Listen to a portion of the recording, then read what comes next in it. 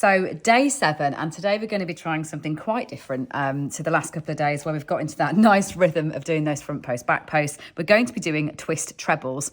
And so what's different today to flag from the get-go is the fact that our first row is actually going to be in the British half treble, which is the half double in US terms. So just before you start, hang on a second, we've got used to this rhythm of doing trebles. We're going to be doing half trebles today. So what you need to do is rejoin in the corner of your basket weave again, as we have been doing throughout. Chain 2 as per normal, but then it is the half treble that you're going to be doing right the way across here. And the half treble, what you do, round the hook in the same way that we've been doing for the treble, in and over to the point where you've got your 3 loops, but rather than taking them off at 2 at a time, we're actually going to yarn over and come through all 3 in one go. So it's a slightly shorter stitch. So that's your chain 2 and 1 half treble, then oh, I did a treble automatically there. That's what you've got to watch for. Obviously, we're in the rhythm. So it's half treble that you're doing. So round and 1, 2 half trebles in there. Then on to the next one. 1 and 2 half trebles in there. 1 and 2 half trebles in there. 1 and a second one in there,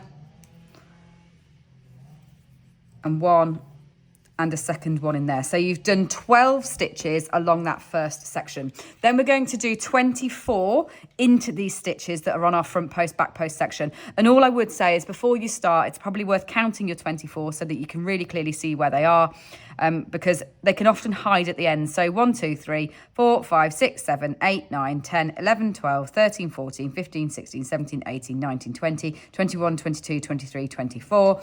So you're going to do 1 half treble into each of those.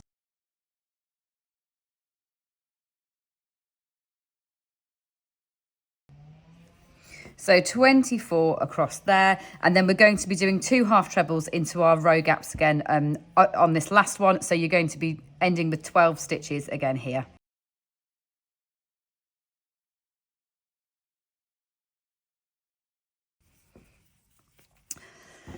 So that's your setup done. You've got 12, you've got 24, you've got 12, so it's 48 stitches that you'll have in total across the top of that panel if you do just want to stop for a moment and count them. So for row 2, we're going to be doing this twist treble. Now, it's not that the actual treble stitch is twisted, it's the fact that 2 trebles twist round each other. That's the way of viewing it. So we're going to start in exactly the same way that we normally do with a chain 2. And then we're going to do a normal treble first. Then we're going to miss one. So you see how I've worked that one with a normal treble. I'm going to miss this one here, and I'm going to do a normal treble into this next one. And just to clarify, we are back on normal trebles, not half trebles now. We're back on normal trebles. And then what we're going to do into the one that we've missed, so that one, this one here that we missed, we're going to do a treble, but from the back, but still forwards. Sounds like a contradiction, but just watch the movement slowly. So you yarn round this hook first like this. Then you're going to bring it in that hole, but then back into the front to work it in the normal way.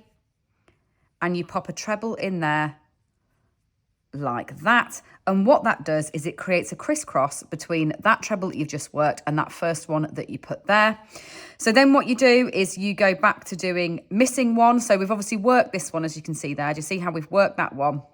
We missed this one, and we go back and put a normal treble in there. And then what you will be doing is doing this crisscrossed one again from underneath. So yarn around the hook in through that gap, but then going the normal way into that stitch from the front in order to work that treble. So same thing again, we've worked that one, you can see the stitch comes from there, you missed that one, in, and then you'll be going round and coming in from the back, but then into the front of it to put a treble in there. And that is the repeat that you're doing right the way across to the end. And this is the most open, lacy texture that we're creating. But what you should see is those lovely little crisscross of trebles as you go across the row.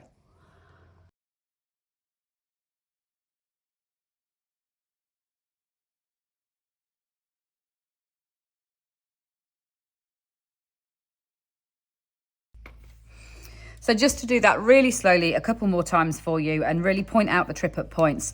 I would say that the only place that you can make a mistake is not noticing that you see how we've worked that stitch there? It'd be if you went back into that stitch again. So just make sure when you miss this stitch that it is that clear stitch there that you miss. It feels a long way over when you work that first one like that. That leaves you that clear stitch that you can then come back into in order to create that twist. So once you finish that, again, we've worked that one. That's the one that you missed. So it's right the way over here where you'd put that first treble in. And then you're coming in to work it from the front, that missed one.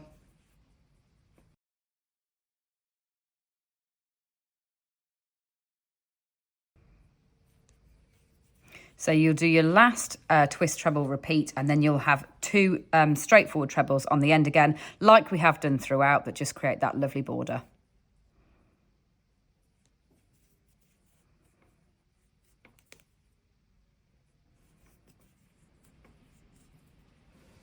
So for row 3, we're going back to those half trebles again, and we're just going to be doing them into the top of the stitches, just straightforward half trebles. Just remember, if you are using US terms, this is a half double as we go back. So chain 2 again, and then you're going to be doing 47 in this instance. Now, your pattern doesn't say 47, and that's because we've made it so that when you get up to those bigger strips of panels, when your blanket gets bigger, you won't be confused by the numbers, but it is 47 that you'll be doing in this instance. So go back and do your half trebles all the way along. Your pattern will say half treble to end. So it's your chain 2 and then it's your 47 half trebles.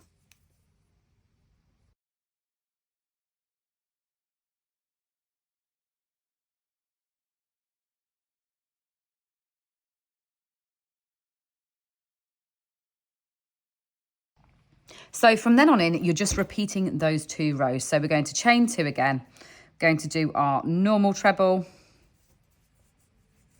then you miss one, and then go back into that space and into the front. So exactly as we've been doing to finish off that panel. So I'm just going to recap how to join in a new ball of yarn, because that's what I'm having to do myself right here. So just to show you one more time, if you are still within that panel and you're not at the end. Now, I probably could just about squeeze the end out, but I'm not going to risk it. So all I've done is at this stage where I've got 2 loops left on my hook, I'm going to just leave that yarn there, again with a nice long length, and then join in my new ball at that stage like that. And then I can go straight on to continue with my pattern. So I'll be going around, missing one.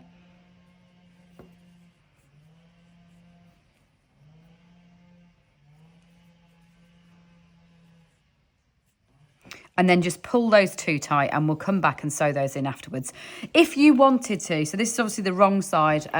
My right side, I've ended up without my ends, and this is my wrong side. You could sew those ends in as we go along. Obviously, it is a no-sew pattern in terms of sewing the panels together, but you are still going to have an end in terms of where we break that yarn.